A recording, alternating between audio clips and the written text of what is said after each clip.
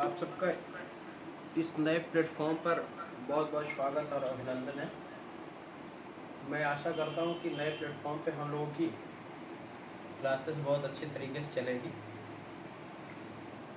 इसमें आज मैंने अभ्युदय को इसी प्लेटफॉर्म पे पढ़ाया, ठीक है। और उसमें अच्छी बात ये रही कि हमको बीच में ब्रेक नहीं होना पड़ा। जो 2 मिनट 1 मिनट का मुझे जूम प्लेटफॉर्म पे हमको एक ब्रेक आता था, वो मेरा इस पर समाप्त हो जाएगा। इसलिए आज से हम कोशिश करेंगे कि गूगल मीट पे ही क्लासेस चलें। इसमें अगर कोई समस्या आती है तो आप लोग मुझे बताइएगा, ठीक है, सूचित करिएगा। तो चलिए let us start.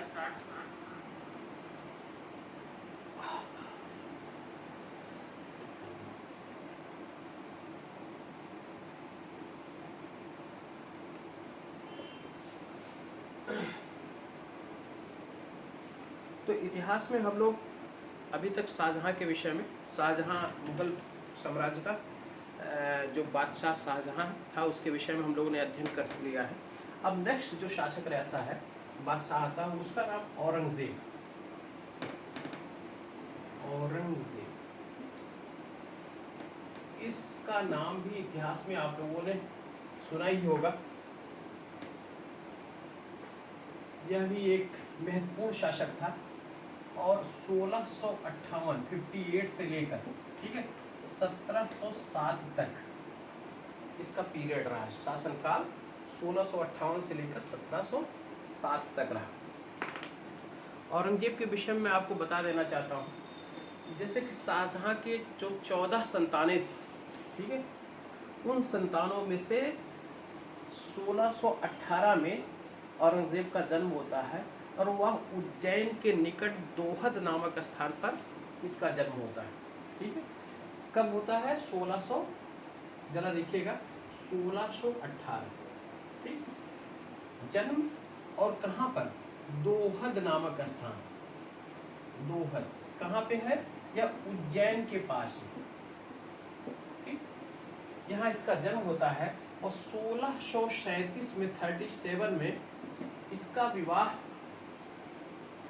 दिलराश Bano Begum, दिलराश Bano Begum, ठीक है, जिसको रबिया बीवी के नाम से भी जाना जाता है। इससे इसका विवाह 1637 में संपन्न होता है।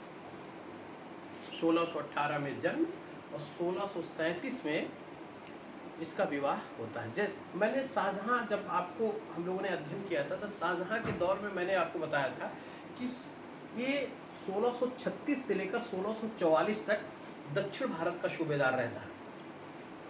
कब रहता है? 1636 से लेकर 36 से लेकर 1644 तक दक्षिण भारत का सूबेदार, दक्षिण भारत का सूबेदार, ठीक है। और फिर उसके बाद 44 के बाद 1652 में 52 में यह पुनः दक्षिण का सूबेदार बनता है, दक्षिण का सूबेदार, ठीक है। देखिए क्रम से इसके विषय में किसी भी आपको इतिहास में अगर क्रमागत आपको अध्ययन करने को मिले, अगर आपके दिमाग में ये पिक्चर अंकित होनी शुरू हो जाए कि इसके बाद कौन सी घटना है, इसके बाद कौन सी घटना है, तो इतिहास समझने में काफ़ी आसानी होगी और उसको दिमाग में रखने में भी आपको काफ़ी सहूलियत महसूस होगी, ठीक है। तो आपको जैसे मैंने इसके जन्म के बाद क्या घटनाएं हो सकती हैं, ठीक है, उसके बाद इसका विवाह के बाद मैंने आपसे बताया कि यह दक्षिण भारत का सूबेदार रहा। कब से? 1636 से लेकर 44 तक, फिर 1652 में, ठीक है। इसी समय जब 1657 में शाहजहाँ बीमार पड़ता है तो उत्तराधिकार का युद्ध प्रारंभ होता है और इस उत्तराधिकार के युद्ध की चर्चा भी मैं शाहजहाँ के समय आपसे कर चुका हूँ, ठीक है। और उत्तराधिकार के 5 युद्ध होते हैं: बहादुरपुर का युद्ध, धर्मत का युद्ध, शामूगढ़ का युद्ध, खजवा का युद्ध और देवराई का युद्ध, ठीक है। ये 1600 कब से? 1657 से शुरू होकर 1658 तक, ठीक, सॉरी 1658 तक ये युद्ध शुरू होते हैं। नहीं तो ये बीमार पड़ता है 1600 सितंबर 1657 में 57 में, और ये 58 से शुरू होकर 59 तक, ठीक है। यह युद्ध इसका होता है, 5 युद्ध शुरू होते हैं, प्रारंभ होते हैं, जो इनके शाहजहां के पुत्रों के मध्य होता है। उसमें पुत्र कौन कौन शामिल रहते हैं? दारा शिकोह के साथ साथ फिर शाह शुजा, औरंगजेब और मुराद बख्श, इन 4 पुत्रों के मध्य होते हैं। और इनकी जो 3 बेटियां रहती हैं शाहजहां की, वह किसी न किसी पुत्र का साथ देती है। जैसे जहांआरा किसके साथ? दारा शिकोह के साथ, रोशन आरा औरंगजेब के साथ, गौहर आरा मुराद बख्श के साथ, ठीक है। और इस युद्ध में अंततः विजय प्राप्त होती है औरंगजेब को। और औरंगजेब, देखिए युद्ध का ये क्रम आप जरूर याद रखिएगा, युद्ध के क्रम से संबंधित क्वेश्चन काफी आए हैं, ठीक है।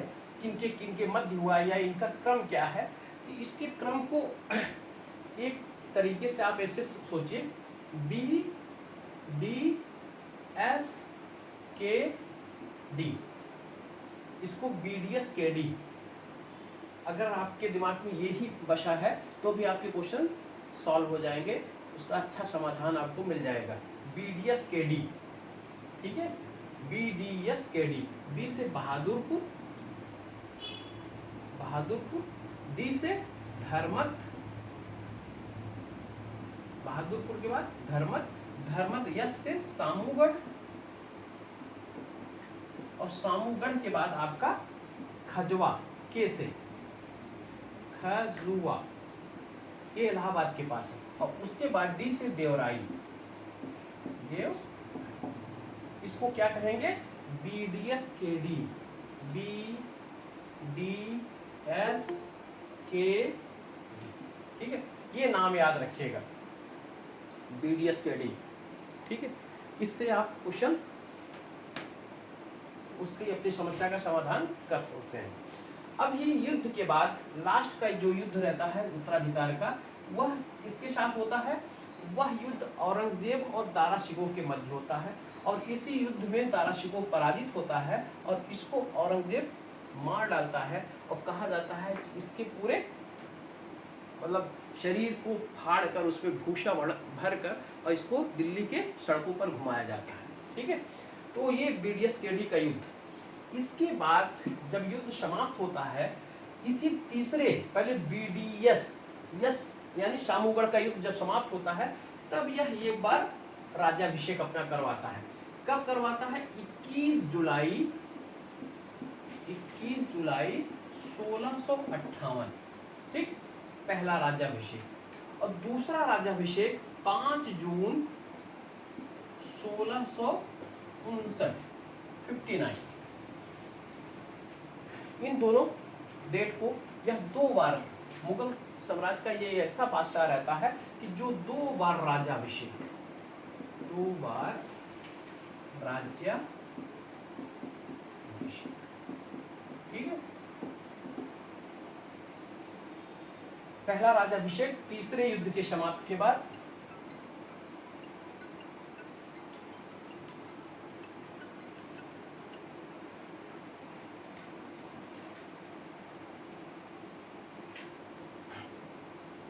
पहला राज्याभिषेक तीसरे युद्ध सामूगढ़ के समाप्ति के बाद, और दूसरा राज्याभिषेक देवराई के युद्ध के समाप्ति के बाद यह करवाता है, ठीक है।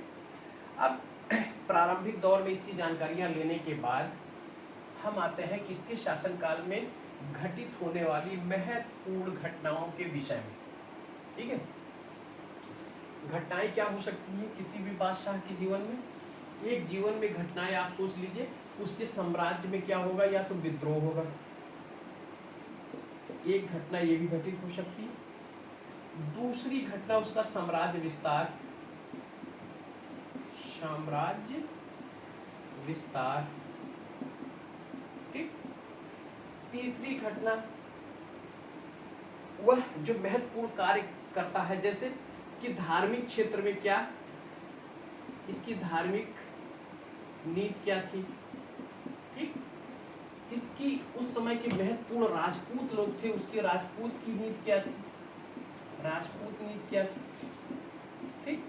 इसके साथ साथ यह चूंकि पूरा समय इसने अपने जीवन का बादशाह बनने के बाद करीब करीब दक्षिण में बिता दिया, दक्षिण में के युद्धों में, तो इसीलिए इसको कहा जाता है कि इसकी दक्कन की नीति, दक्कन मतलब दक्षिण, दक्कन नीति क्या थी, ठीक।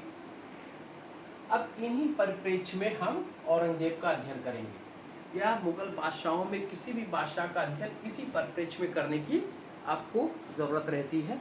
आप इसको समझ लें तो पूरा ओवरऑल इसको, इसके जीवन का, देखिए किसी के जीवन में, चाहे वो बादशाह हो चाहे आम आदमी हो, ठीक है, उसके जीवन के राजनीतिक पहलू, सामाजिक पहलू, आर्थिक पहलू, धार्मिक पहलू और सांस्कृतिक पहलू, इसी 5 पहलुओं में ही उसका पूरा जीवन व्यतीत होता है करीब करीब, ठीक है।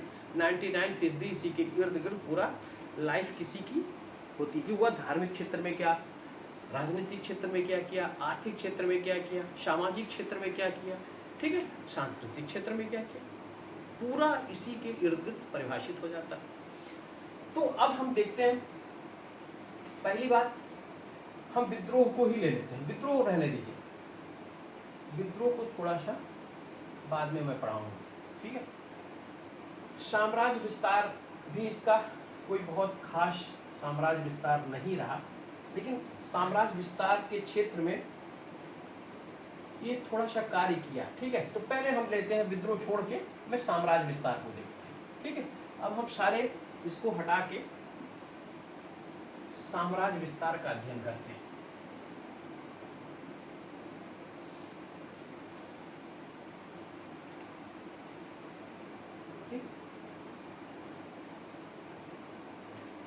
अब देखिए साम्राज्य विस्तार के क्षेत्र में क्या किया इसने। 1659 में यह फाइनली दिल्ली की गद्दी पर बैठता है, ठीक है। इसी बीच आप एक चीज ध्यान रखिएगा कि मराठों के साथ मुगलों का पहला मुठभेड़ कब होता है, ये प्रश्न पूछा गया है कि पहली बार वो कौन सा समय था कि जब मराठे मुगलों से युद्ध किए थे, ठीक है। तो वह पहला समय आपका था 1657, ठीक। शिवाजी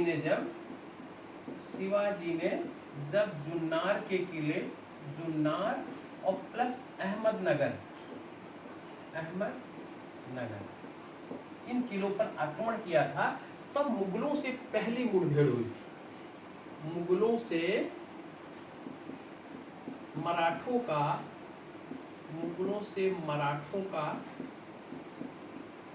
प्रथम युद्ध, प्रथम बार, ठीक है। शिवाजी, अच्छा 57 में कौन था, 57 में शिवाजी उस समय शासक था, ओ सॉरी शाहजहां मुगल बादशाह। लेकिन इसके बाद क्या हुआ, इसने दक्षिण की तरफ जब ध्यान दिया तो दक्षिण की तरफ इसने शाइस्ता खां को, शाइस्ता खां एक नाम आप जानते रहिए, महत्वपूर्ण नाम है, ठीक। शाइस्ता खां को दक्षिण का सूबेदार बनाया। कब बनाया, ये 1660 में। अब जरा सोचिए, 1659 में यह शासक बनता है और 1660 में दक्षिण की तरफ यह शाइस्ता खां को सूबेदार नियुक्त करता है। शाइस्ता खां और शिवाजी के बीच 1663 में पूना, ठीक है, पूना में शाइस्ता खां के शिविर पर शिवाजी रात को चुपके से आक्रमण करते हैं। शाइस्ता खां को अपनी जान बचाकर भागना पड़ जाता है, लेकिन उस दौरान उसके अंगूठे काट लिए जाते हैं, कट जाते हैं, मतलब वो पकड़ में बिल्कुल गिरफ्त में आ चुका था शाइस्ता खां शिवाजी के, लेकिन वो छुड़ा के भाग जाता है, लेकिन उसी समय उसके उंगलियां और अंगूठे कट जाते हैं, ठीक है। अब शाइस्ता खां यहाँ से भाग जाता है, ठीक। शाइस्ता खां के बाद इसने क्या किया, दक्षिण में जब शाइस्ता खां पूना में, आप इसको नोट कर लीजिएगा, पूना में शाइस्ता खां के शिविर पर शिवाजी ने रात को चुपके से आक्रमण किया, जिसमें शाइस्ता खां की अपनी जान तो बचाकर भागने में सफल हो जाता है, लेकिन उसकी हाथ की उंगलियां कट जाती हैं, अंगूठे सहित। ठीक है, अब शाइस्ता खां को वो दक्षिण से लाता है। उस समय दक्षिण भारत में दो महत्वपूर्ण राज्य थे। ठीक, एक मराठा तो थे ही, इसके साथ साथ गोलकुंडा और बीजापुर भी थे। मैंने आपको इसके पहले अध्ययन जब हम लोग कर रहे थे तो मैंने आपको बताया था कि बहमनी राज्य का सल्तनत में उदय कब हुआ था? 1347 में। एक महत्वपूर्ण 1347 में जब बहमनी राज्य विघटित हुआ तो 5 पार्ट में बटा। एक पार्ट उसका क्या था? आपका अहमदनगर, दूसरा बरार, तीसरा बीदर, चौथा गोलकुंडा, पांचवा बीजापुर। ठीक है, ये 5 पार्ट बहमनी के बटे। बटने के बाद बहमनी में एक आपको 1574, एक याद रखिएगा 1574, और एक सन याद रखिएगा 1619। ठीक, 15 के बाद 1600। यहाँ शासक 1574 में मुगल बादशाह अकबर रहता है और यहाँ मुगल बादशाह जहांगीर रहता है। ठीक है, उस समय, ठीक है, बरार क्षेत्र, बरार जो राज्य था उसको भी अहमदनगर ने अपने क्षेत्र में मिला लिया। अहमदनगर का उस समय शासक था मुर्तजा खां। कौन शासक था? मुर्तजा। ठीक, इसने बरार को अपने क्षेत्र में मिला लिया और उसके बाद बीदर जो बसता है, बीदर को बीजापुर, आप इसको इस तरीके से याद रखिएगा, नहीं दिमाग से उलझ जाएगा। बीदर बीजापुर को 1619 में बीदर को बीजापुर ने अपने क्षेत्र में मिला लिया। ठीक, अब मिलाने के उपरांत इस समय यहाँ का शासक, बीजापुर का शासक रहता है इब्राहिम आदिल शाह। इब्राहिम आदिल शाह एक महत्वपूर्ण शासक रहता है। ठीक है, ये मिला लिया। अब बचे कौन? आप जरा सोचिए। अब इसके बाद अहमदनगर बचा, बीजापुर बचा और गोलकुंडा बचा। बीदर भी चला गया, बरार भी चला गया दक्षिण से। अब देखिए, अहमदनगर को मैंने आपसे बताया था कि शाहजहां 1633 में अपने मुगल साम्राज्य में शामिल कर लेता है। ठीक, उसके बाद उसके 2 राज्य बसते हैं, एक राज्य गोलकुंडा और दूसरा बीजापुर। ठीक है, अब औरंगजेब दक्षिण के, इसको मैं मिटा दे रहा हूं, औरंगजेब दक्षिण की तरफ जब ध्यान देता है तो उसको 3 शक्तियों से उलझना पड़ता है। एक शक्ति मराठों की और दूसरी शक्ति आपके बीजापुर और फिर तीसरी गोलकुंडा से, इन्हीं 3 शक्तियों से। ठीक है, कहा जाता है कि जिस तरीके से स्पेन के नासूर ने नेपोलियन का अंत कर दिया था, उसी प्रकार से दक्षिण के नासूर ने, ठीक है, औरंगजेब का अंत कर दिया। नेपोलियन जब स्पेन के मैटर में उलझता है, फ्रांस का शासक रहता है, आपको वर्ल्ड हिस्ट्री के दौरान इसको पढ़ाने का मौका मिलेगा। वह स्पेन में जब उलझता है तो वही उसके पतन का कारण बन जाता है। ठीक है, उसी तरीके से जब यह औरंगजेब दक्षिण में उतरा तो यह इसके पतन का कारण बन गया। ठीक है, और औरंगजेब जब दक्षिण की तरफ गया तो दक्षिण की तरफ जाने के बाद कभी उसे उत्तर भारत आने का मौका नहीं मिला और दक्षिण में ही उसकी प्राणांत होता है, उसकी डेथ हो जाती है।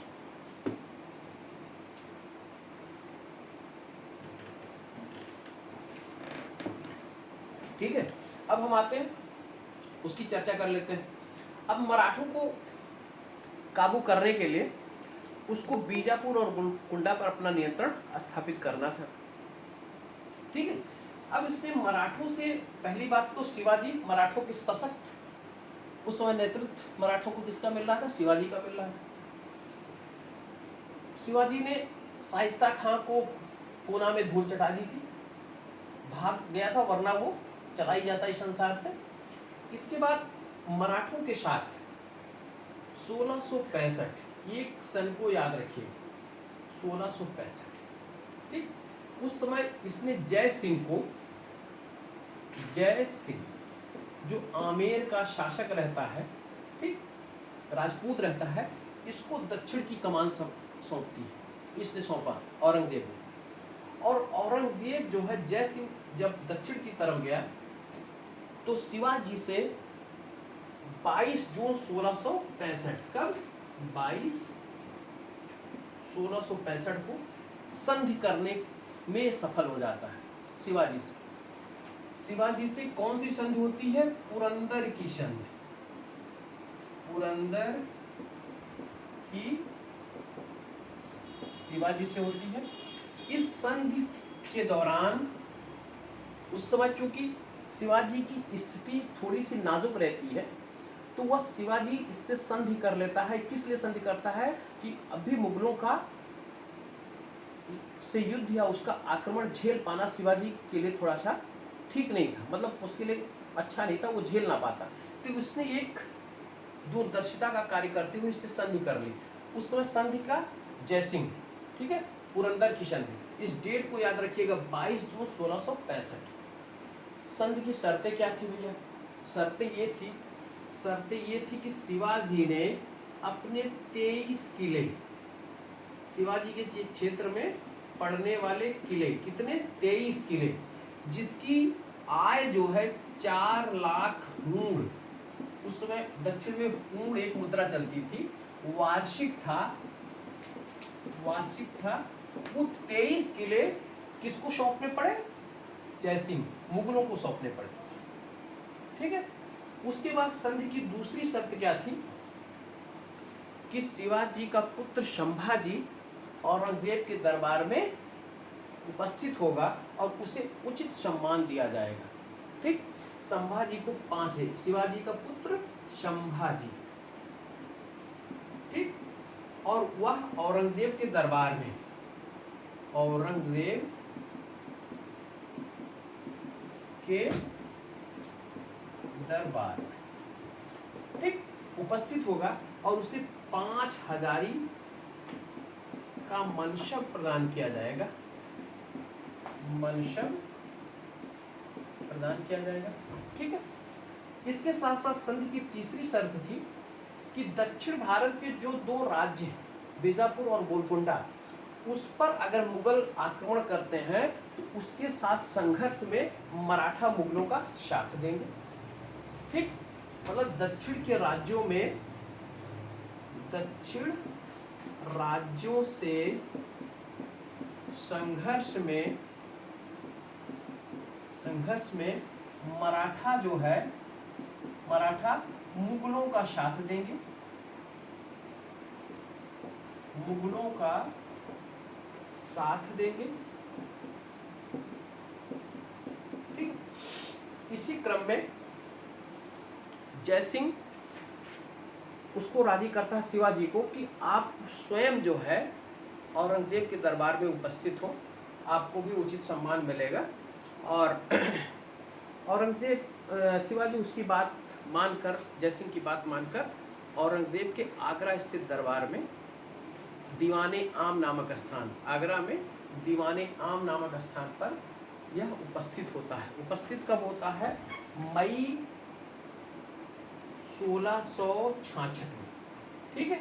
कहाँ उपस्थित होता है? आगरा के दीवाने आम में, दीवाने आम, ठीक, आगरा। इसी समय ये घटना ये घटित होती है कि शिवाजी को उचित सम्मान औरंगजेब प्रदान नहीं करता, जिससे शिवाजी दरबार में ही रुष्ट होकर, ठीक है, औरंगजेब से उसकी बहस होती है शिवाजी की। इसी वजह से शिवाजी को औरंगजेब कैद कर लेता है और कैद करने के बाद आगरा के ही जयपुर भवन, जयपुर भवन में शिवाजी को कैद कर लेता है, ठीक है। ये घटना घटित होती है। बाद में शिवाजी जब हम पढ़ाएंगे तो जयपुर भवन से कैसे वो निकलकर फिर बिहार होते हुए, उड़ीसा होते हुए, और आपके छत्तीसगढ़ होते हुए फिर महाराष्ट्र की तरफ वो आते हैं, भाग निकलते हैं। इसको मैं शिवाजी जब पढ़ाऊंगा तब मैं आपको बताऊंगा। तो कैद कर लेते हैं। ये कहानी ये हुई मराठा के साथ, ठीक। उसके बाद जय सिंह इस संधि के उपरांत जब रास्ते में आता है तो उसी समय रास्ते में बुरहानपुर नामक एक स्थान पड़ता है जहां जय सिंह की मृत्यु हो जाती है, ठीक है। अब हम शिवाजी के बाद दक्षिण भारत के दो प्रमुख राज्य आपके बीजापुर और गोलकुंडा की चर्चा करेंगे।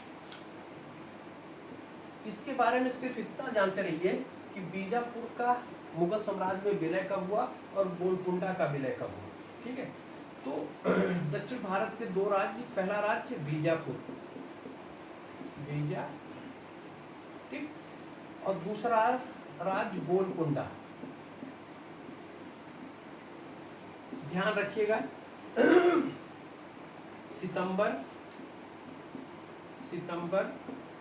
1685 और अक्टूबर 1686, ठीक है।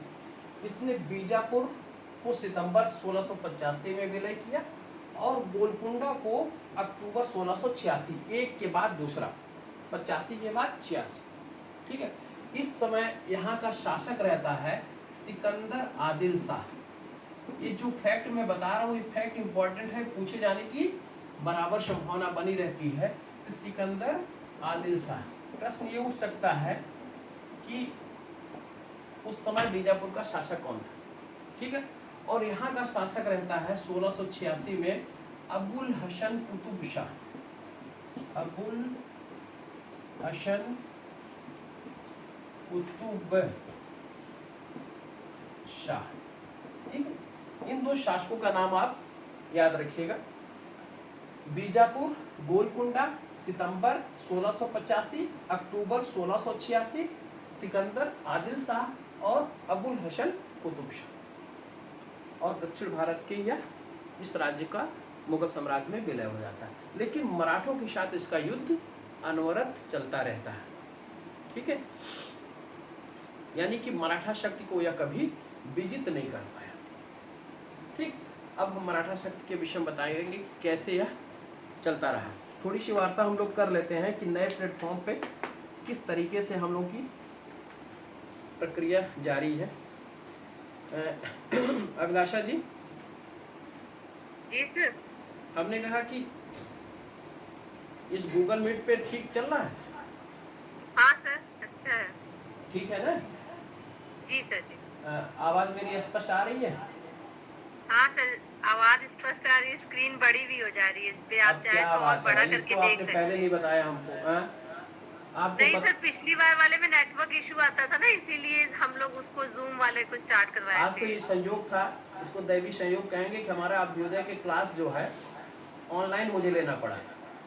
और ये 4 दिन 5 दिन जब तक पीसीएस का पेपर चलेगा तब तक मुझे ऑनलाइन ही पढ़ाना है, ठीक है। तो उसने गूगल मीट पे मैंने उन्होंने कहा, मैंने लेने का प्रयास किया तो काफ़ी अच्छा रहा। तो मुझे लगा कि अच्छा, इसमें सबसे अच्छी बात है कि ब्रेक नहीं होना है, ठीक है। और हमको ये जो वीडियो अपलोड करने में काफ़ी मशक्क़त करनी पड़ती थी, वो हमारी समस्या दूर हो जाएगी, ठीक है। जी सर, ठीक है। तो ये तो बहुत अच्छी बात है भाई, है ना। चलिए, समझ में आ रहा है? जी सर। प्रशस्ति जी, थोड़ा सा रुक के हम आराम भी कर लें। आकांक्षा जी, जी सर। ठीक है सब? इसका सही दिख रहा है। हाँ, इसका सही दिख रहा है सर, अब सही। चलिए, बहुत है। शीतल जी, क्या हाल है आपकी?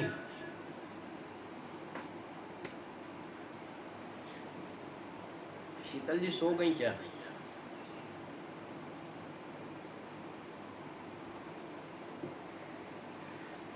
मतलब अध्ययन का एक तरीका ये भी है। शालिनी जी,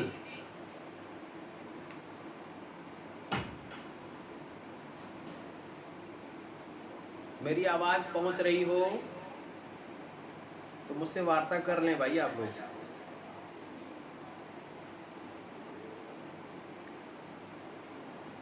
चलिए कोई बात नहीं। ठीक बात सही है बड़ी देर से आप उठी हैं, हैं? सर। स्पीकर ऑन नहीं कर पा रही थी। अच्छा अच्छा अच्छा अच्छा। मेरी और आपकी हालत बिल्कुल एक जैसी रहती है। जी सर। चलिए ठीक है। सर सीखना पड़ता है मुझे। अच्छा चलिए कोई बात नहीं। ठीक। अब हम यहाँ आ गए, ठीक है। उसके बाद लीजिए दक्षिण भारत हम निपटा देते हैं। अब इसके बाद मराठों से जो संघर्ष शुरू हुआ था वो शिवाजी के शासनकाल में भी चलता रहा। उसके बाद एक घटना घटित होती है, एक विद्रोह होता है 1681 में। 1681 यह विद्रोह किसका विद्रोह है? अकबर का। आप लोग चौंकिएगा नहीं, अकबर का विद्रोह कहाँ से आ गया, अकबर पुनः कैसे पैदा हो गया? तो औरंगजेब का एक पुत्र है, उसका नाम भी अकबर है, ठीक है। यह अपने पिता औरंगजेब से विद्रोह करता है और विद्रोह करके वो दक्षिण भारत में मराठों के पास जाता है। विद्रोह कहाँ किया था? अजमेर के पास में, अजमेर के पास में अकबर ने, ठीक है। कब विद्रोह किया था? 1681। औरंगजेब के ऊपर ये हमला करता है, औरंगजेब से ये परास्त होता है और ये भागता है दक्षिण की तरफ और जाता है कहाँ पे? 1680 में चूंकि शिवाजी की मृत्यु हो जाती है तो उसका पुत्र संभाजी शासक बनता है मराठों का, ठीक है। संभा का जो शासनकाल है वह 1680 से लेकर 89 तक, ठीक है। यह संभा के पास जाता है। अकबर को संभाजी का संरक्षण प्राप्त होता है, ठीक है। और इसी संरक्षण से औरंगजेब क्रुद्ध होता है और स्वयं जो है दक्षिण की तरफ आता है। कब आता है? 1681, ठीक है। और आने के बाद यह संभाजी से इसका मतलब संघर्ष शुरू होता है और अकबर यहाँ से भागकर फिर चला जाता है, इसकी बाद में डेथ हो जाती है। और संभाजी से इसका जब युद्ध शुरू होता है तो संभाजी को यह 1689 में 88 में कैद करता है और इसके साथ साथ इसके एक मंत्री रहते हैं कवि कलश, कवि कलश संभाजी की, ये दोनों गिरफ्तार होते हैं और अंत में संभाजी को यह कैद कर लेता है, संभाजी को कैद कर लेता है, ठीक है।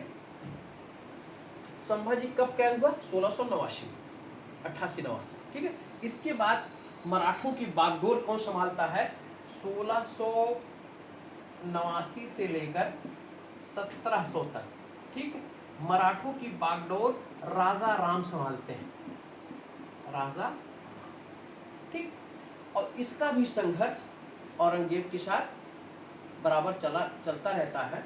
और 1700 के बाद जब औरंगजेब की राजा राम की मृत्यु होती है तो 1700 से लेकर 1707 तक मराठों की बागडोर ताराबाई संभालती हैं, जो कि राजा राम की पत्नी रहती है, ठीक है। और यह अपने पुत्र शिवाजी द्वितीय के नाम से, शिवाजी द्वितीय के नाम से संरक्षिका बनती है और यह मराठों की बागडोर संभालती है। कब तक? 1707 तक। और 1707 में इसका पतन हो जाता है, इसकी मृत्यु हो जाती है और मराठों का संघर्ष तब समाप्त होता है, ठीक है। अब मराठों के विषय में आप जान लीजिए। मुगलों से प्रथम मुठभेड़ 1657, ठीक।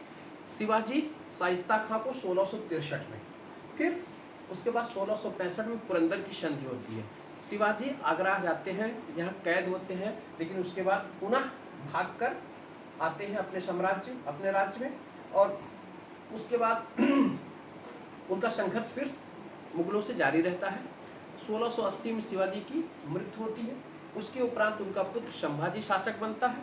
संभाजी 1680 से लेकर 1689 तक ठीक है। और उसका कारण क्या है कि औरंगजेब जब उसका पुत्र विद्रोह करता है तो वह भागकर संभाजी के पास आता है और संभाजी को उसको संरक्षण देता है, ठीक है। इसलिए संभाजी से उसकी शत्रुता प्रबल हो जाती है। उसके बाद राजा राम 1689 से लेकर 1700 तक और 1700 से लेकर 1707 तक ताराबाई, ठीक है। ये मराठों के साथ इसका संघर्ष रहा, ठीक है। अब हम आते हैं इस संघर्ष के बाद औरंगजेब के समय के जो विद्रोह है, उस विद्रोह के क्रम में एक विद्रोह इसका है आपका बुंदेला का विद्रोह, बुंदेलों का विद्रोह, बुंदेलों का, ठीक। या ऐसा करिए, थोड़ा सा हम शॉर्ट में लिख देते हैं, सारे विद्रोह को एक क्रम से लिखते हैं, उसके सन को एक साथ बताना शुरू करते हैं। अब यहाँ से हम उठाते हैं पहला आपका बुंदेलों का विद्रोह,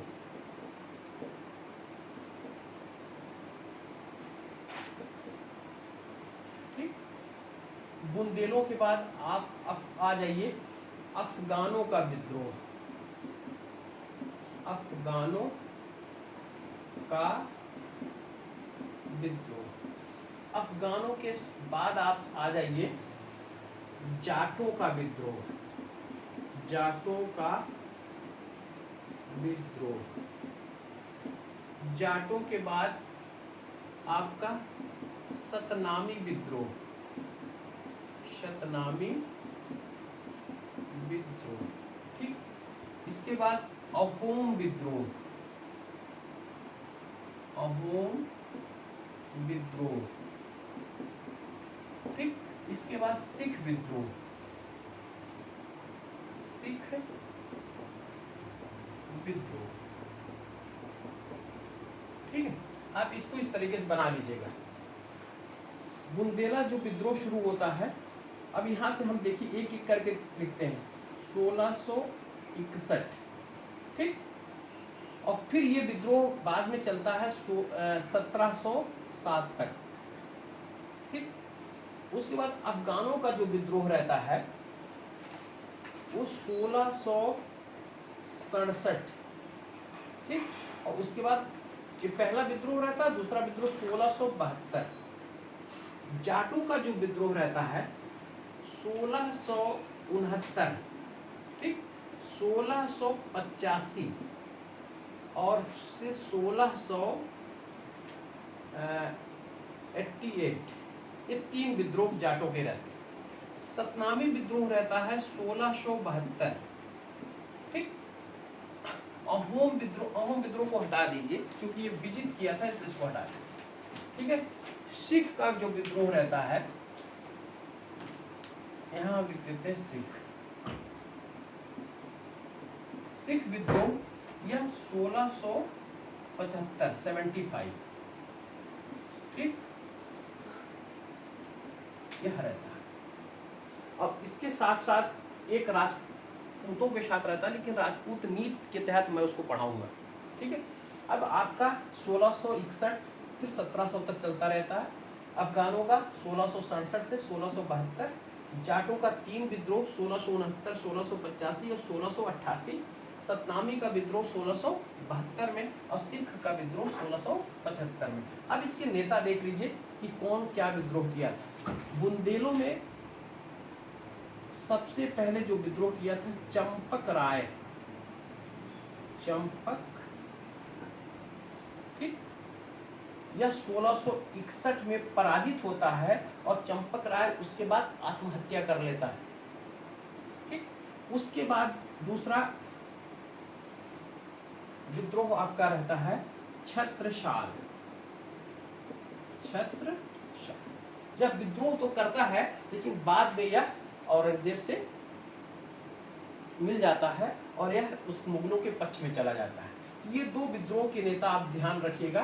बुंदेले में अगर नाम आ जाए तो चंपक राय और छत्रसाल का, ठीक है। यहाँ अफगानों का जो विद्रोह है, अफगानों के विद्रोह में पहला विद्रोह भागू के नेतृत्व में होता है, ठीक है। और दूसरा विद्रोह जो है अफगान का,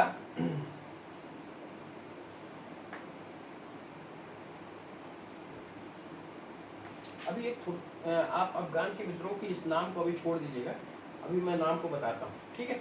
जाटों का विद्रोह, अभी देखिए जाटों का विद्रोह 1669 में जो होता है, पहला विद्रोह जाटों का गोकुल के नेतृत्व में, ठीक।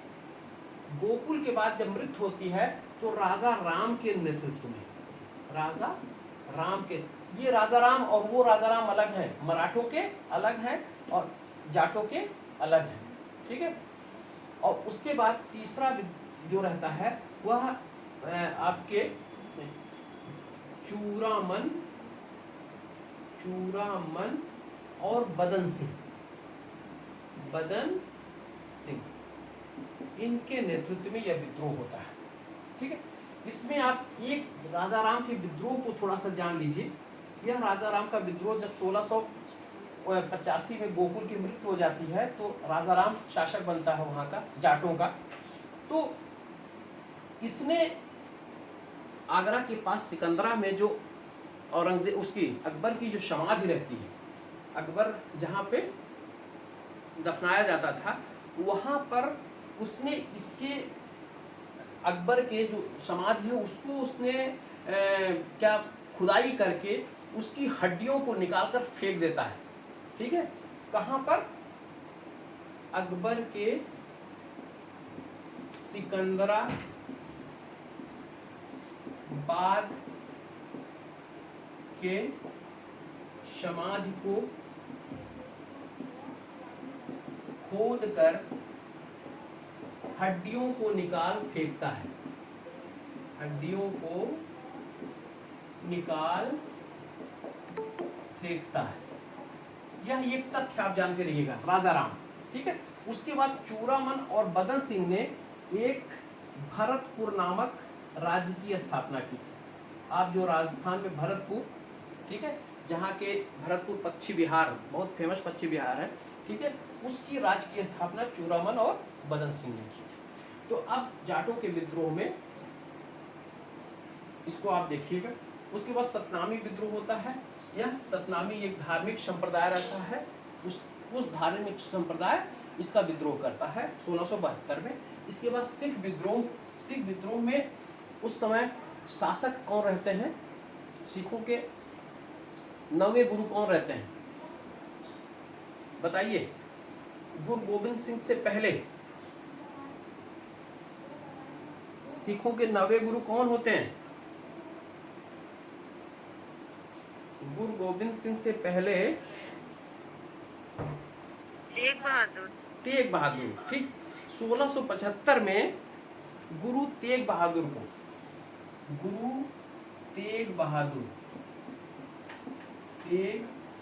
को इसने फांसी की सजा सुनाई थी, ठीक है, फांसी दे देता है 1675 में, ठीक है।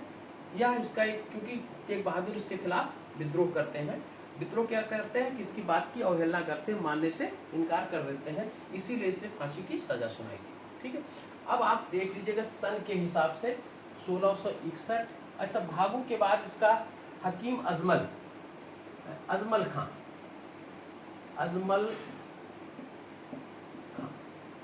इसके नेतृत्व में यह विद्रोह होता है। आपका 1661 से 1707 तक, अफगानों का 1667 से फिर 1672 में 2 बार होता है, जाटों का 1669, 1685, 1688, सतनामी का 1672 और सिख का 1675। इसके जो पहले विद्रोह के नेता रहते हैं वो चंपक राय, दूसरे का जो नेतृत्व करते हैं वो छत्रसाल। अफगानों का पहला भागू, दूसरा अजमल खां, ठीक है, और जाटों का पहला गोकुल, दूसरा राजा राम, तीसरा चूरामन और बदन सिंह, और फिर सतनामी विद्रोह धार्मिक विद्रोह था, धार्मिक विद्रोह, ठीक। और उसके बाद सिखों का जो शासक रहता है, वो नेता रहता है, धर्मगुरु, वह तेग बहादुर, ठीक है। अब हम आ जाते हैं एक इसकी राजपूत नीति पर, औरंगजेब की राजपूत नीति। आप देखे हैं अकबर के समय से ही राजपूत जो है मुगल साम्राज्य की प्रमुख स्तंभ के रूप में उभर कर आते हैं, ठीक है। और अकबर ने, जहांगीर ने और शाहजहां ने राजपूत को करीब करीब अपने पक्ष में मिलाकर चलने की कोशिश की, ठीक है। इसके बाद हम देखते हैं कि इसके शासनकाल में एक घटना घटित होती है 1679। राजपूतों के 3 उस समय प्रमुख राज्य थे। एक का नाम था आमेर, दूसरे का नाम मेवाड़ और तीसरे का नाम मारवाड़, ठीक है। आमेर यानी कि जयपुर के पास का स्थान, जय, ठीक। मेवाड़ आपका चित्तौड़गढ़, ठीक। और मारवाड़ आपका जोधपुर,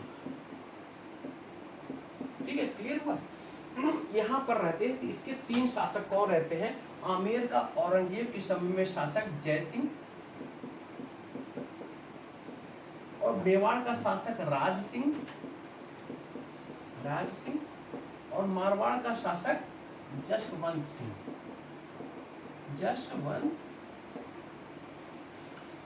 इन तीनों शासक में आप जय सिंह का नाम और जसवंत सिंह का नाम इसके पहले पढ़ चुके हैं। उत्तराधिकार के युद्ध में आपको याद होगा जो बहादुरपुर का युद्ध था, उस बहादुरपुर के युद्ध में जय सिंह जो है सुलेमान सिकोह के साथ मिलकर शाह शुजा के विरुद्ध लड़ा था, पहला जो युद्ध था, ठीक है। यह वही जय सिंह है।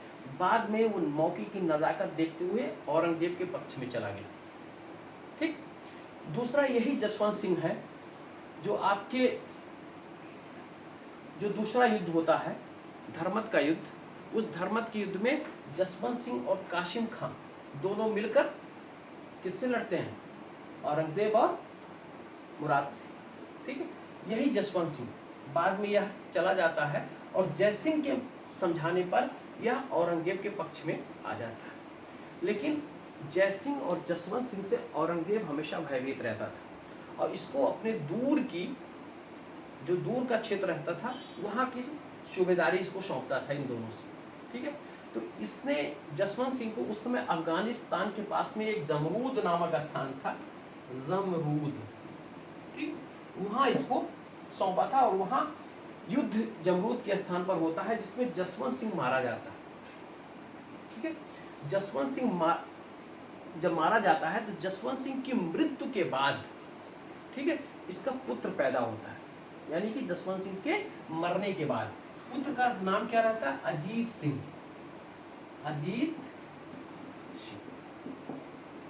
ठीक है। जब ये मरने के बाद पैदा होता है तो औरंगजेब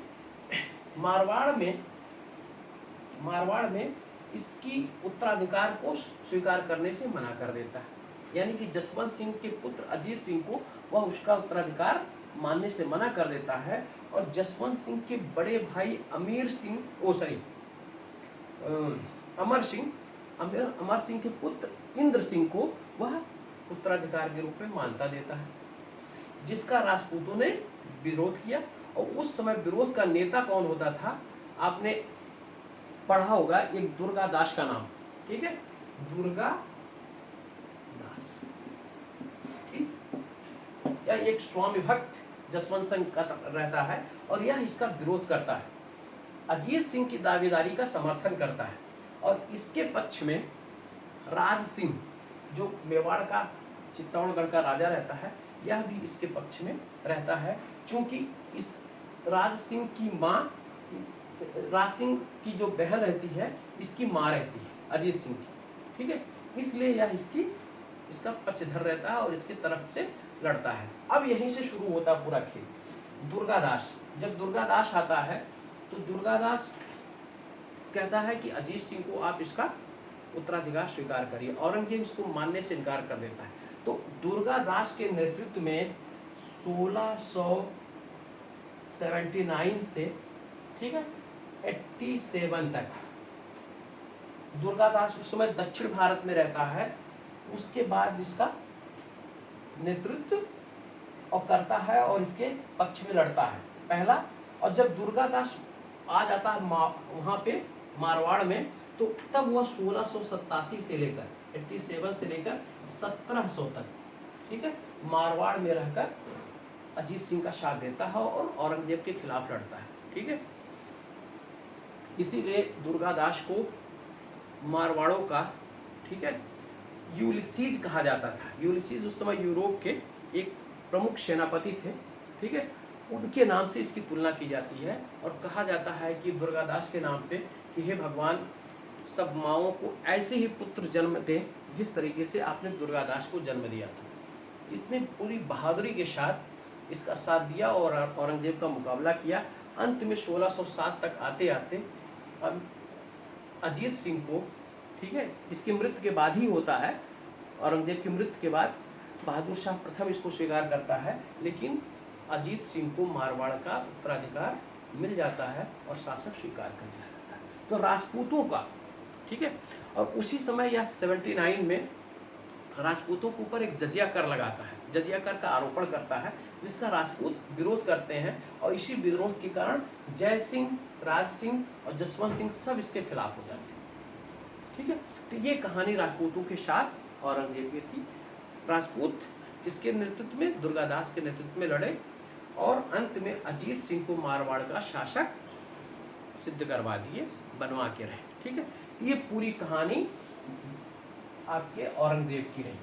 औरंगजेब ने कुछ प्रमुख कार्य इस विद्रोह के बाद कुछ और भी कार्य किए अपने जीवन में।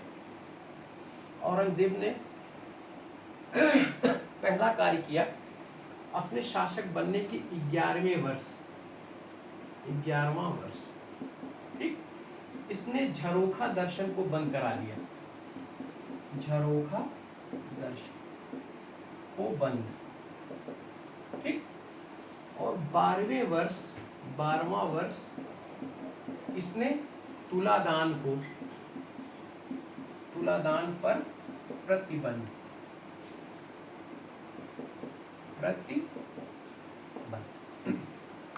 झरोखा दर्शन में बादशाह जो है वो आम प्रजा को झरोखा मतलब एक अपने महल से एक स्थान पर रखकर वो दर्शन दिया करता था, वो झरोखा दर्शन कहलाता है।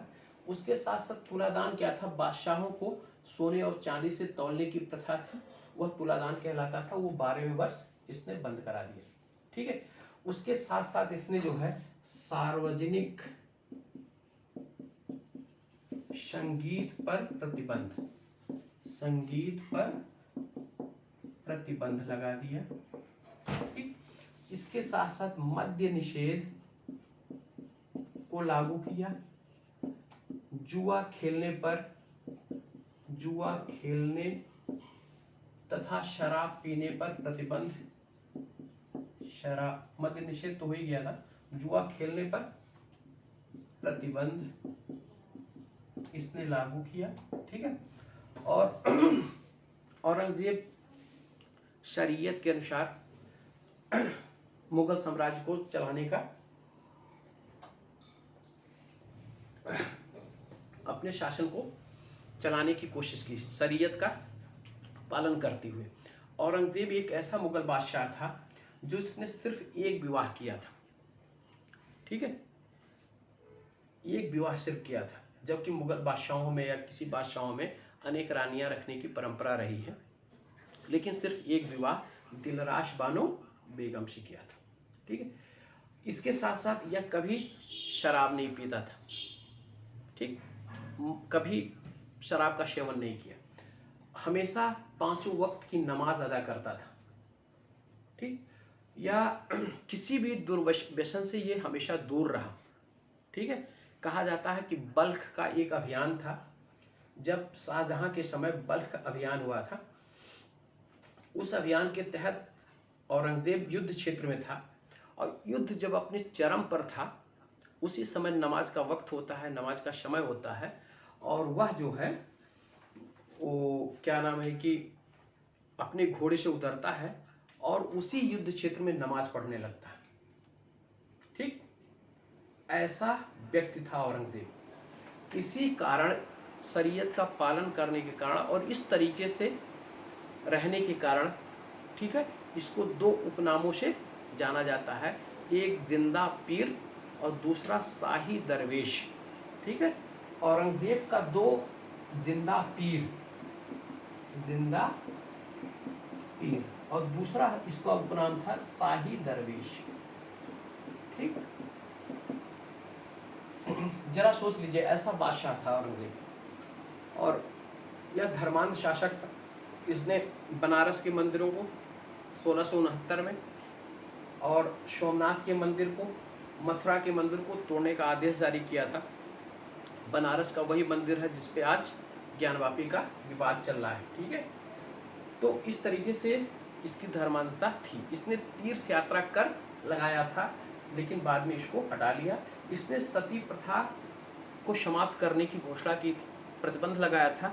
सती प्रथा को प्रथम शासक अकबर था जिसने समाप्त करने का प्रयास किया था, लेकिन सफल नहीं हुआ था। इसने भी प्रयास किया लेकिन वह सफल नहीं हुआ, लेकिन प्रतिबंध आरोपित किया था सती प्रथा पर, ठीक है। अब हम औरंगजेब के प्रमुख बातों को, ठीक है। पहली बात तो झरोखा दर्शन 11वें वर्ष, तुलादान 12वें वर्ष, सार्वजनिक संगीत झरोखा दर्शन के समय, ठीक है, इसने प्रतिबंध लगा दिया था। मंदिरों को तोड़ने का आदेश इसने जारी किया था 1669 में, 1668 में। इसके साथ साथ 1679 में इसने जजिया कर आरोपित किया था, और जिसके कारण राजपूत विद्रोह प्रारंभ हुआ था, ठीक है। ये इसके प्रमुख कार्य थे, और इसका पूरा का पूरा जीवन दक्षिण भारत में फिर व्यतीत होने लगा, और दक्षिण भारत में ही फिर इसकी डेथ हो जाती है, ठीक है। और